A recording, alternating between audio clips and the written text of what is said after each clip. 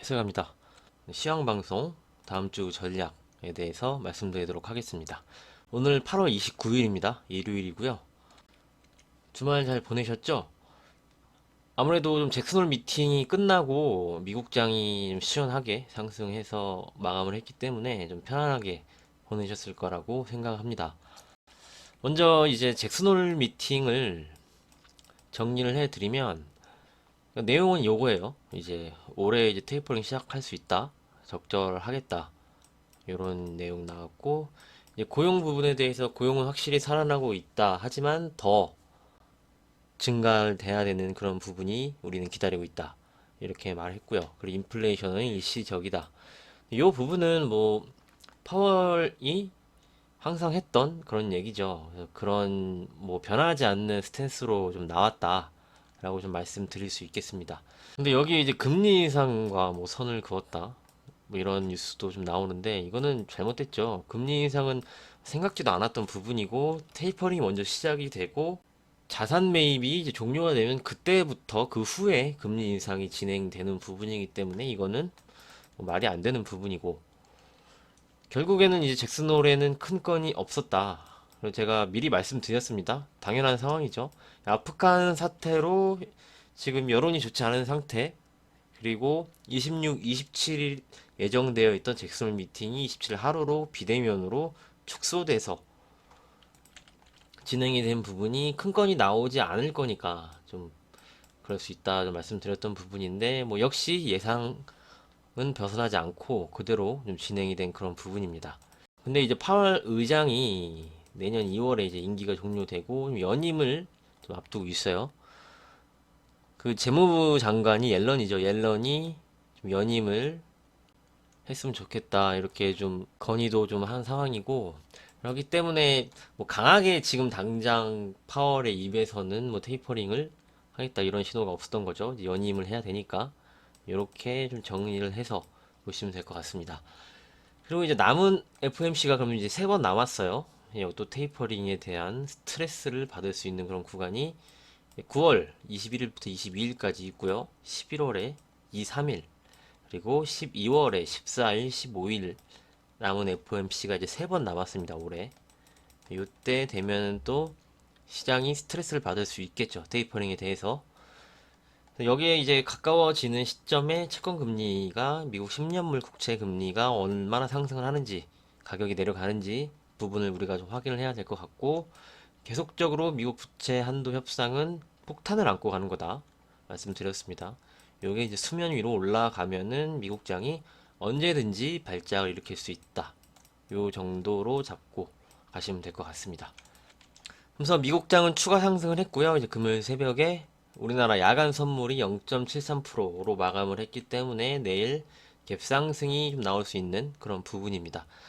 이 갭상승 부분이 저항의 위치에 돼 있어요. 이제 그 부분 좀 말씀드리고 마지막으로 나스닥이 8월 9월 관계를 한 번 더 자료로 좀 보여드리면서 오늘 마무리하도록 하겠습니다.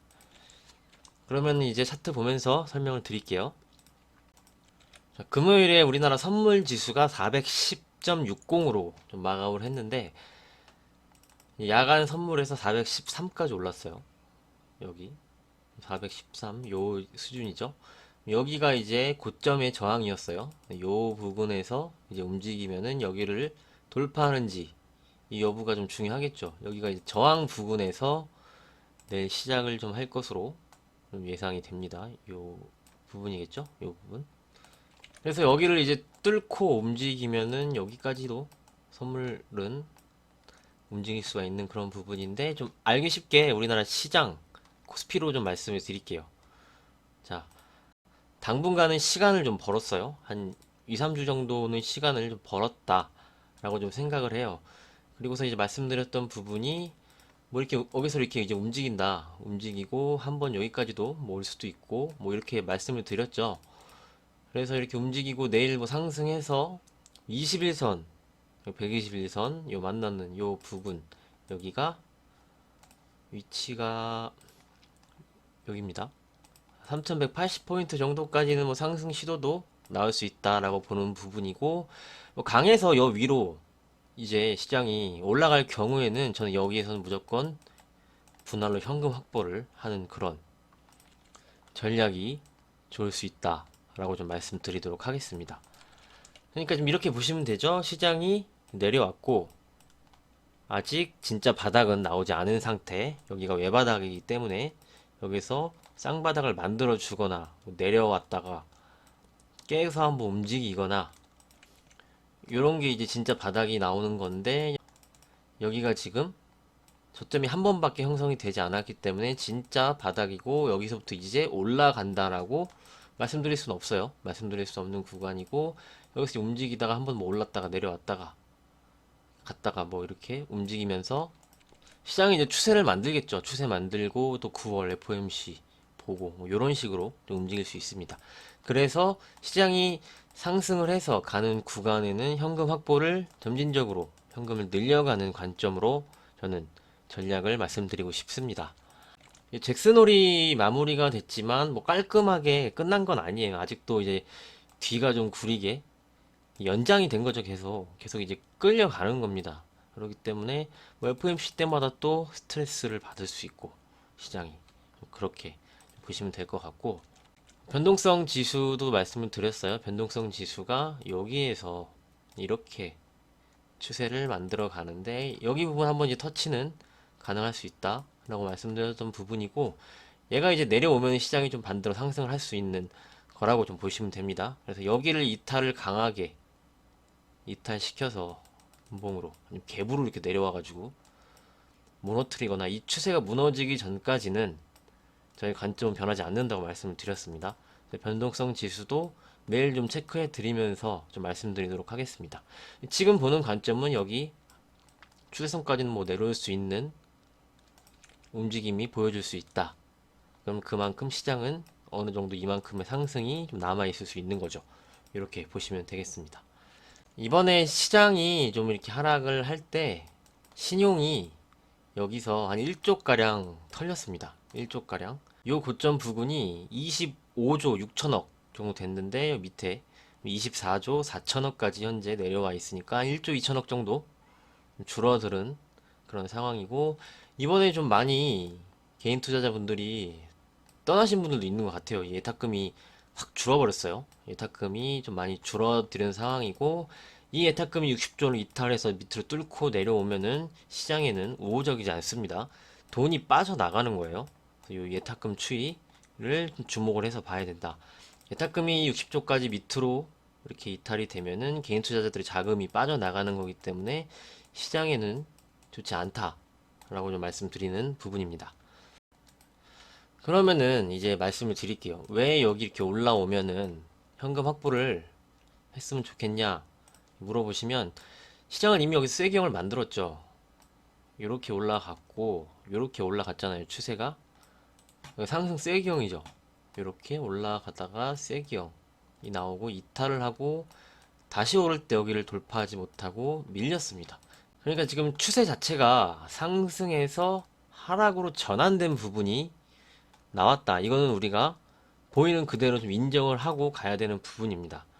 그러니까 막 주식은 매번 올라가고 매번 좋은 것만 있는 건 아닙니다. 이 추세도 깨진 거고 여기서 완벽하게 만들어졌어요. 그렇기 때문에 여기서 지금 한번 내려왔고 추세를 다시 만들어야 됩니다. 여기서 이렇게 내려가건 여기 쌍바닥을 만들던 해서 다시 한번 여기서 올라오는 이렇게 추세를 만들고, 여기서 이평선이 내려온다고 했죠. 이평선 내려오고 여기서 부딪히고 막 이렇게 공방 나오다가 이평선이 다 내려와서 이제 밑으로 깔리고 거기를 돌파를 하고 이제 우상향으로 완만하게 갈 때, 이때가 다시 이제 상승이 나가는 구간이죠. 그래서 지금 오르는 거는 아직도 기술적인 반등 구간에 우리 시장이 있는 거예요. 이거는 부정할 수 없는 사실입니다. 그렇기 때문에 올라오는 구간에 현금 확보를 점진적으로 하고 최대 50%까지는 하시는 게 좋다 말씀드렸죠. 그렇게 되면서 시장을 이제 지켜볼 필요가 있는 거예요. 그냥 기도하고 무조건 오르겠지 이렇게 생각을 하는 게 아닙니다. 우리가 차트를 보는 이유는 추세와 거래량이랑 수급과 심리와 이런 걸 보려고 이제 차트를 보는 거잖아요. 그래서 저는 이제 추세가 또 깨진 부분이고 여기서 다시 이제 만들어야 되니까 그런 부분 때문에 이제 또 현금 확보도 어느 정도 일정 부분 가지고 있고 다시 한번 기회를 노리고 우리가 봐야 되는 부분이다 라고 의견을 드리는 부분입니다. 이게 안 좋은 말이 아니에요. 지금 뭐 이제 끝났다, 시장이 끝났다 이런 말이 아니고요. 이제 다시 움직여야 되니까 움직이면서 추세를 만들고 시간이 걸리고 해야 될 거 아니에요? 그 와중에 이제 계속 공방이 나오는 거겠고, 그거를 우리가 좀 대비를 하고, 혹시 뭐를 하락해도 준비가 돼 있어야지 나중에 주식을 싸게 살 수 있는 거예요. 주식 다 물려서 이번에도 주식 막 물려서 이러지도 저러지도 못하죠. 근데 현금이 있었으면은 분할 매수 계속 들어가고 이렇게 할 수가 있었잖아요. 그렇기 때문에 저는 무슨 1년 내내 현금을 가지고 있어야 된다 이렇게 말을 하는 사람은 아닙니다. 그렇죠? 어느 특정한 포인트 때 현금 확보 이만큼 하셔야 됩니다.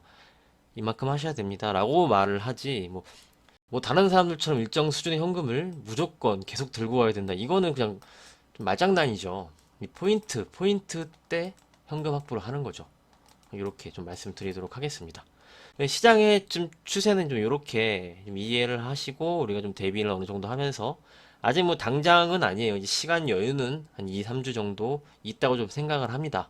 다음 FOMC 때까지도 아직 여유가 있으니까 그 안에 우리가 이렇게 점점 대비를 하고 전략을 세워서 좀 가는 관점으로 좀 보는 거고 아까 말씀드린 이제 그럼 나스닥을 한번 볼게요. 나스닥이 지난 방송에서도 말씀드렸지만 8월이 강하면 9월에 좀 쉬어가거나 조정세를 보였고 8월에 조정이 나오면 9월에 좀 강한 모습을 좀 보여줬다라고 좀 말씀을 드렸는데 지금 8월인데 강하죠. 8월인데 나스닥이 사상 최고치를 가는 그런 모습이 좀 진행이 됐어요. 그러면 역사적으로 한번 볼게요. 2020년을 보면은 2020년에는 8월에 강했어요. 8월에 강하고 9월에 조정이 나왔죠. 작년입니다.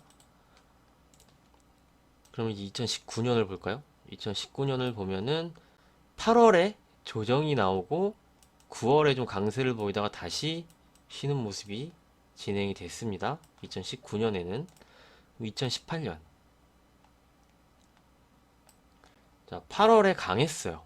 그리고 9월에 밀렸다가 좀 회복해주나 했더니 10월부터 이렇게 밀리는 흐름이 좀 진행이 됐고 2017년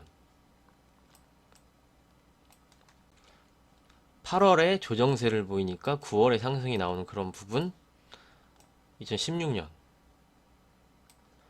8월에 강세를 보이고 9월에 조정 후 다시 상승을 하는 모습 자 2015년 8월에 조정이 나왔고요. 9월에 반등이 나오고 다시 조정이 나오는 그런 모습. 역사적으로 좀 8월, 9월쯤에 조정이 계속 진행이 됐다라고 우리가 볼 수가 있죠. 8월에 강세, 9월에 다시 조정 흐름, 10월까지 연장. 그렇죠. 그래서 8월, 9월 여름장이 시장이 좀 흔들리거나 좀 그런 모습이 좀 진행이 됐었던 그런 부분입니다. 그렇기 때문에 지금 8월엔 강했어요. 나스닥이 지금 8월에 강하고 그래서 추가 상승이 좀 나오고 있는 그런 모습이기 때문에 9월에는 좀 더 쉬어가는 흐름이 나올 수도 있고 좀 조정세를 좀 받고 좀 그럴 수 있는 가능성이 우리가 여태까지 지금 확인을 했죠. 8월이나 9월쯤에 막 조정이 나오고 막 이랬으니까 근데 이런 부분도 나스닥을 좀 봐야 된다. 또 우리가 연관을 시켜서 우리 시장도 좀 이렇게 봐야겠죠. 그래서 마침 이게 9월에 딱 걸리는 거거든요. 그래서 9월에 시장이 이렇게 상승을 하고 움직이면은 여기서 따라서 주식을 매입을 하는 것이 아닌 요 구간에서는 이제 현금화도 좀 하면서 시장을 다시 한번 좀 보는 게 좋은 전략이지 않을까라고 좀 의견을 드리도록 하겠습니다. 그리고 파생 쪽에서는 크게 뭐 포지션이 딱히 없습니다. 지금 뭐 약간 이제 외국인 콜 쪽에 기관도 그렇고 상승 쪽에 조금 더 한 6대 4 정도 콜 6, 풋 4 정도로 메이저들은 포지션을 잡고 있다. 약간 이제 콜 쪽에 더 치우친 이런 모습이 좀 보이고 선물로 봤을 때는 선물을 아직 외국인이 뭐 1조 4천억 좀 매도 우위로 가고 있으니까 하락 포지션을 잡고 있는 거죠 아직. 그렇게 좀 말씀드릴 수 있겠습니다. 파생에서는 크게 큰 특별한 거는 없어요. 없다 좀 말씀드리고 당분간 시간은 좀 벌었다고 좀 생각을 합니다. 시간도 좀 있고 그 와중에 뭐 상승도 좀 나오고 이렇게 좀 움직일 수 있습니다. 그럴 때 이제 또 다시 우리가 슬슬 대비를 해놔야 된다 생각을 하고, 시장 뭐 빠지고 이번에도 보셨지만 빠지고 막 그랬을 때 그냥 현금 확보하는 게 아니죠. 시장은 좋을 때 현금 확보해서 좀 기다리면서 보는 게 투자다 말씀을 드렸습니다. 빠질 때는 이제 현금 확보가 아니고 손절하는 거죠. 그렇기 때문에 지금 앞으로 이 구간에서 현금 비중, 주식 비중 잘 관리하셔서 좀 너무 이제 9월은 적극적으로 막 보기보다는 다시 한번 내가 좀 기회를 좀 노리고 하는 그런 관점으로 좀 말씀드리도록 하겠습니다. 오늘 내용도 잘 참고해 주시고요. 궁금한 사항 있으시면 댓글 남겨주시고요. 저는 다음 주에 시장이 열리면 다시 찾아뵙도록 하겠습니다. 다음 주 한 주도 성공 투자하시고요. 남은 주말 행복하게 보내시길 바라겠습니다. 수고 많으셨습니다. 감사합니다.